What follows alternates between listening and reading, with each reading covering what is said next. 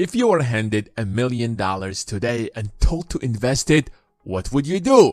You would obviously want the highest return possible to make your money worth even more. But how? Isn't $1,000,000 enough? Do you really have to invest it and risk it? The answer is you should always invest your money. Just look at today's inflation rates. $1,000,000 a few months ago isn't worth nearly as much as today.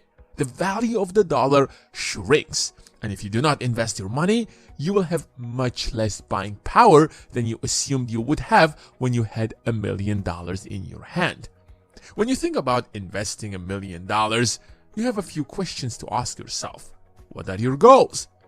Think about what are you trying to turn your $1,000,000 into and why? What are you trying to achieve? Is there a certain dollar amount you need or a specific goal you're trying to reach? Are you investing for retirement and have a dollar amount in mind? What is your risk tolerance? Your risk tolerance greatly affects your investing decisions. The more risk you can take, the higher the rewards you can earn. But again, there are no guarantees. It's always a good idea to diversify with aggressive and conservative investments to reduce the risk of loss. What is your timeline? As you set out your portfolio and invest $1,000,000, you should have a timeline in mind. Are you saving for retirement that is 20 years away, or are you saving for something more immediate? The longer the timeline is, the riskier the investments you can make. Now that you know the importance of investing $1,000,000 to help it keep its worth and make it grow, here are the top 7 ways to invest it. But before we do that, this is not financial advice, and everything that's said in this video is for educational and entertainment purposes. Number 1. Franchising. Franchising is a way to become an entrepreneur with an already established business. If you buy into a franchise that is popular in your area or even up and coming in your area, you can build your target audience and compound your $1,000,000 investment. When you buy a franchise, you buy the rights to the business's name, products, services, images, and all marketing material. Depending on the franchise you invest in, the franchisor may have more say in the business than you would like. So make sure you do your research and know the role of the franchisors play in your business. Even though you're buying a cookie cutter business though, you will still have your work cut out for you. Running an optimal business, getting the customer base, and growing the business is all on your shoulders. You buy the rights to the business and then handle the rest so that you can make your investment grow. Number 2. Rental properties. Investing money in rental properties is a great way to earn passive income, aka make your money work for you. Depending on where you invest, you may even be able to hire a property management company, so all you have to do is invest the money and sit back to collect your monthly rental income. You can invest in many types of rental properties, including single-family homes, multi-family homes, apartment buildings, condo buildings, and commercial real estate, such as office buildings, retail centers, or medical offices. When you invest in rental properties, you are the landlord, unless you outsource the job to a property management company. If you do this, the property management company's fees come out of your rent. But if there is enough room in your profits to afford it, you can have truly passive income. Real estate appreciates an average of 3.8% per year, although the past couple of years has seen much faster rates of appreciation.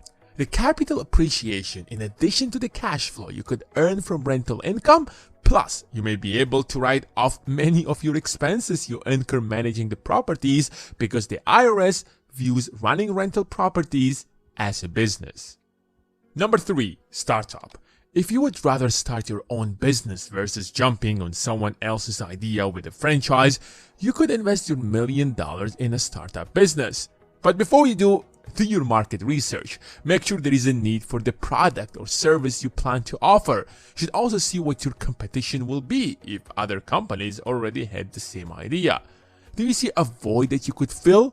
$1,000,000 is a lot of money and enough to get your startup off the ground.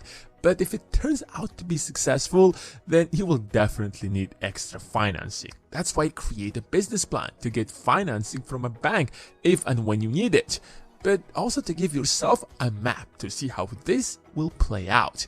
Keep in mind that you don't necessarily have to start your own startup. There are millions of startups with unique ideas. Investing in them at early stage could turn out to be huge in the future, but you need to be very careful since 9 out of 10 startups fail. But usually when one of them succeeds, it makes up for all of the losses. Number 4. ETF. If you're looking for a lower risk investment than stocks, you can invest your money in ETFs.